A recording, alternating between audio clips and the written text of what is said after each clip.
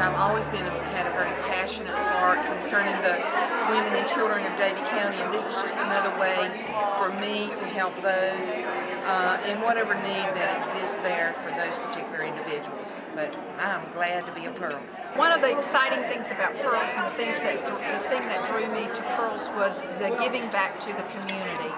I love the fact that we get to learn what's going on in the community, and then through collective giving, we get to help those people out and do things that really matter. I think the important thing about being a Pearl is the ability to help others. That's my goal, and it's been accomplished. I thought it would be a wonderful opportunity to help Davie County and to be amongst just wonderful women helping the great cause.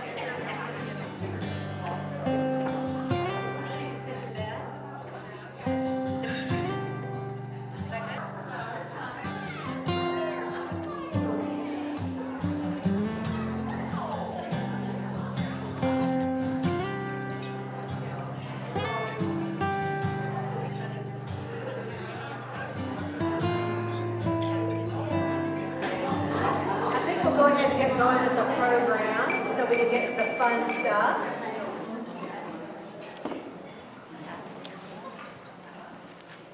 You can still, nibble on your pumpkin cheesecake. But we'll get going on with our speaker. Today we are very blessed to have with us Mary Beth Brown. Mary Beth is from Caswell County. Did you go to Bartlett Yancey? I did. Don't hold it against me. Williams High School, we were rivals.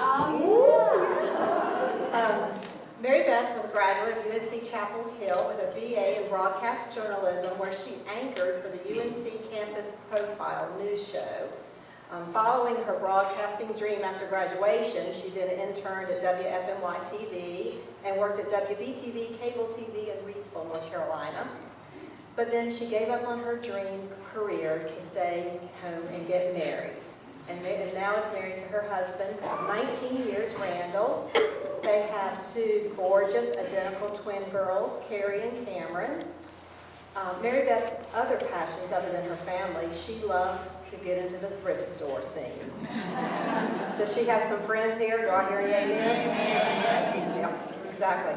She also has a love of animals and has several rescue animals. I love this. 3 dogs, Damon, little girl, and Kaya. Kaya, how you say it? 3 ducks, Dewey, no, Duke and Demi. I knew where y'all were going with that. Chickens, and a horse named Bingo. As she says, her life is a funny farm. Her happy place is at the beach. I'm going to amen on that one. You may know Mary Beth, or feel like you know her, from her former positions at WXII as the Girl Talk host and as a Transformation Nation TV personality. We welcome Mary Beth to Davie County, and we look forward to hearing her story. Come on, Mary Beth. Well, the first thing, I never do a speech with shoes on. I can't deal. So take my shoes off and stay a while. That's the way we roll in Caswell County. How are you guys today? Great. You know, I don't know how many of you, just by show of hands, are doing the days of thankfulness, like you list something on day whatever that you're thankful for. I just want to open the floor up. Today is day 16. Would anybody like to share something that they're thankful for? Anybody? Nobody is thankful for anything today. Come on, don't be shy. Okay. Your health. Anybody else? Day 16? Pearls of Empowerment. That's right. Pearls of Empowerment. Anybody else like to share? Yes. My husband. Your husband? Anybody else? This wonderful county. This wonderful county? Okay. That pumpkin pie. The pumpkin. Can't beat that. I didn't eat any of that. I'm going to take mine to go, so I'll have coffee a little later. Well, I am very thankful on today, the 16th, to be here with you guys to talk about empowerment, to talk about women helping women. And I know a lot of you probably heard my story when I spoke at the Davie Women's Business Luncheon. How many of you were there for that?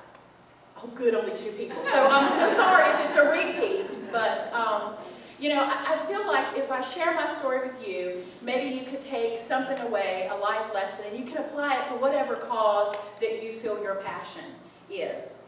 It wouldn't be right unless I started at the very beginning, not when I was born and all that stuff, but a very important time for me was when I was 5. It was back in the day where you didn't automatically get to go to kindergarten. You had to go and your name was drawn out of lottery.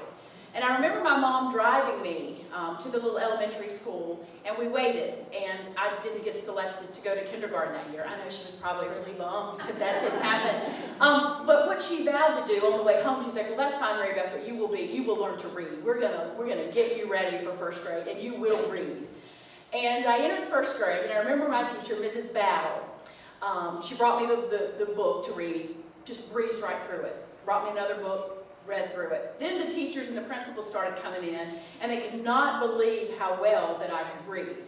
And I say that to say how important it is for our home and our schools and literacy, and how very important it is for our children to learn how to read. What she did, I think, is why I'm so comfortable standing in front of people and have always been comfortable standing in front of a crowd. There was going to be a play called A Salute to America, and instead of my teacher narrating the play, she came to me, a 6-year-old girl, and said, I want you to narrate this play, which I didn't know what narrating meant, but she said, you're going to stand up behind a podium in front of people, and you're going to tell the story. And to a 6-year-old, Independence Declaration, all this stuff on the script she gave me was huge. But the encouragement that she gave me, the comfort that I felt being able to read that, I can tell you for sure that's why I am the way I am in front of people and speaking. We're going to fast forward just a little bit. I only applied to UNC Chapel Hill because it had what I thought was one of the best journalism schools around. And I knew that I wanted to be in broadcasting, in communications, in some capacity. So down that track I went. I did work for the show, Campus Profile there. Worked at a cable station, and then junior and senior year was asked to intern at WFMY. Now, if you know anything about the Triad market, WXII, Fox 8, WFMY, they are all a top 50 market. NBC, the Today Show, that's your #1 market. That's where everyone wants to aspire to be one day. And so you normally don't get hired right out of college to be in our Triad market. I kind of hope so, but it didn't work that way for me. So at that particular time in my life, I had a choice to make. I could either move away, WWAY in Wilmington, WBTF in Myrtle Beach, or I could stay here. And I guess there was one person that decided that for me, and it was Cupid. And his arrow was really stuck pretty hard back there. And it was my husband. I had met him toward the latter years in college. And so I made the choice to remain in the Triad. I decided that I wanted to stay here, get married, and raise my family here. I guess you could say I gave up on my dream, but I guess at that time you just have to have that man, don't you? How many people had to have that man? Had to have that man! And now when you see him flipping the remote, you're like, I had to have, no, I'm just kidding. No, but we have. October we celebrated 19 years together, and he is a great Christian man and a great provider, and I love him very much. But you know, when you have a passion or something that you want to do, I really believe, you know, the spark is always there. You may not have the means to do it, you may not think you have the ability to do it, but I do think you always kind of carry that with you wherever you go. It's there. And for me, that dream of being on TV, being in broadcasting, being out in the public was always there. I kept looking for ways to break back in the business. But then identical twin girls came along, and life just kind of gets there. And for me, not that I was in a rut, but it just felt like I wasn't doing what I was supposed to be doing. So we'll fast forward 20 more years, and I'm in my 40s. I'm a little depressed, a little overweight, well, maybe a lot overweight. Just wondering, what am I doing? What is my purpose? And we never veg out on the couch. I never veg out on the couch with my husband, ever, hardly ever. We just don't do that. We don't have time. We were sitting on the sofa one night, and the promo came on. Do you have the gift of gab? If so, WXII 12 is seeking Girl Talk auditions out at Tanger Outlet. You feel like you'd like to be part of our morning team? And blah, blah, blah, blah, blah. My husband said, you gotta go out and try out for that. He never encourages me to do a lot of things. He's kind of a man of a few words, but he said, you've gotta try out for that. And I remember telling him, you are completely crazy. There is no way. I'm in my 40s. There are going to be people there who are younger than me, prettier than me, skinnier than me. There's no way I could ever be chosen to be on a top 50 station for the morning show. And I never said I wouldn't do it, but I remember driving my kids to school today, or during the day, and thinking, okay, well, maybe you should try out. You know that small voice that talks to us sometimes, that inner voice, well, maybe you should try out. And then the other voice says, no, you shouldn't try out. But that morning I got up, it was a Saturday morning and it was raining, and I went to the Tanger Outlets in Mebane, and there were over 500 people there. And I said the same thing. That voice got louder and louder. There is no way that you will ever win this. And I said this at the lunch, and I said there was a QVC outlet, and I said, I'm just going to go buy me a pocketbook and head on back to the house. That's what I should do. That will make me very happy. But I decided to stay in line. And you go through the first group. I guess they kind of weed you out. And I told my story of how I just chose to stay in the triad, but that they could give me a second chance at doing something that I've always wanted to do. So I made it through that first, I guess it's like American Idol, you get the golden ticket to go to the next level. So I got the golden ticket to go meet Kimberly Van Scoy and Nicole Duker, the two divas. And they had it closed off, they mic'd you up, and when you walked into the room, they told you to stand inside a box. It was kind of outlined in red tape. They had the Girl Talk audition, you know, banner in the background, and the cameraman over in the corner. And like I said, you were supposed to go stand in the box and state your name, and Kim and Nicole would ask you a couple questions, and that would be it. So not thinking anything, I went in there and did my little thing. I told them no, I wasn't Delta Burke, sorry. And, I don't even think I gave them a chance to ask me any questions. I was just like, and of course, I didn't stand inside that box that they asked me to. And I remember when I left, I called my husband and I said, they're never going to pick me. I did not stand inside that box. I did do what they told me to do, so that means I don't listen and follow directions. And I just kind of analyzed everything that I did. So all of that, long story short, to say I was chosen in the top 10. And of course, I don't know how many of you saw the Girl Talk auditions when they announced the winner that night. Well, that night when I got there and met all those people, I really, again, didn't think there was any way I was going to win. And I can tell you, as far as the aha moment that Oprah talks about, when they announced my name, has time ever just stopped for you? It just kind of stopped for me. And I looked out, and there was my husband, there was my mom, who just survived lung cancer, there was my dad, whom I'm extremely close to, and there were my two children looking at me and smiling. And if that's not a moment that you remember, and I wouldn't have had that if I'd have moved away, I can guarantee you that would not have been the outcome.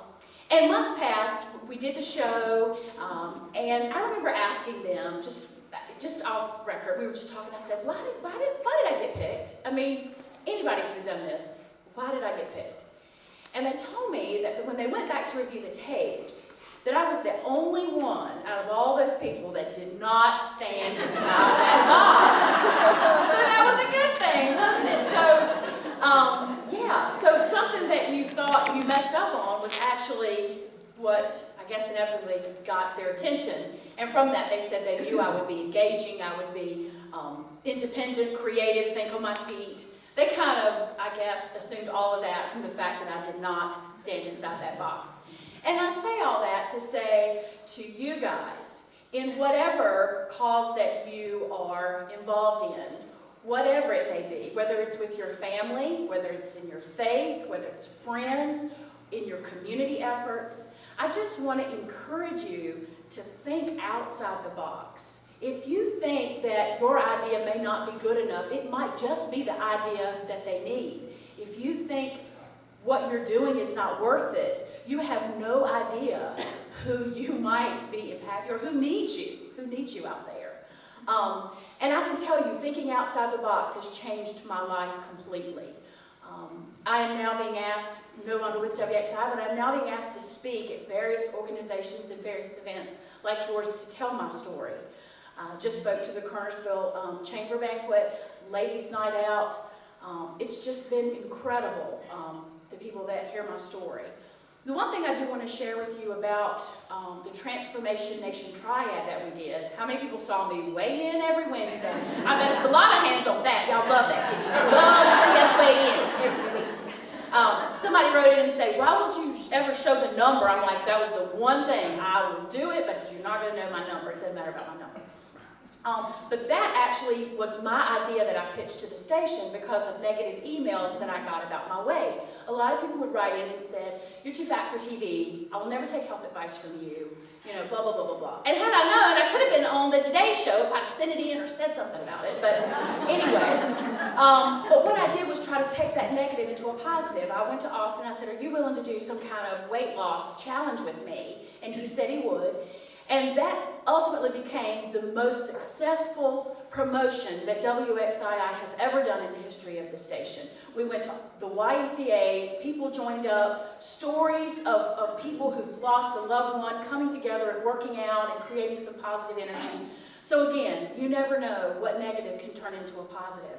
So I just want to encourage all of you in whatever your cause or your passion is to keep on keeping on, like my daddy said, and to think outside the box. Be creative. Don't just settle for what the rules say that they are. And I am standing here today telling you you can do and you can be anything that you want to be. I just wanted to open the floor up now. Sometimes people have questions about the TV or what I'm doing now, so if you have any questions you'd like to ask me, what am I doing now? Sleeping through the night. Woo! My schedule was such that I lived about 65 miles from the station. I'd have to get up at 1:30. I'd leave the house at 2:30. I'd be at the station at 3:30 for the show. And then if we did the tapings for the weight loss thing, it was a long day. In fact, I was in the carpool line. And I saw my kids, you know, they were coming out, had about 10 minutes. I thought I would just close my eyes. Next thing I know, somebody's knocking on the window and they're like, we thought you were dead. It was 20 minutes past 3 and my kids are standing up there going, where are you? But I am sleeping a lot and I've been asked just in the past 2 months,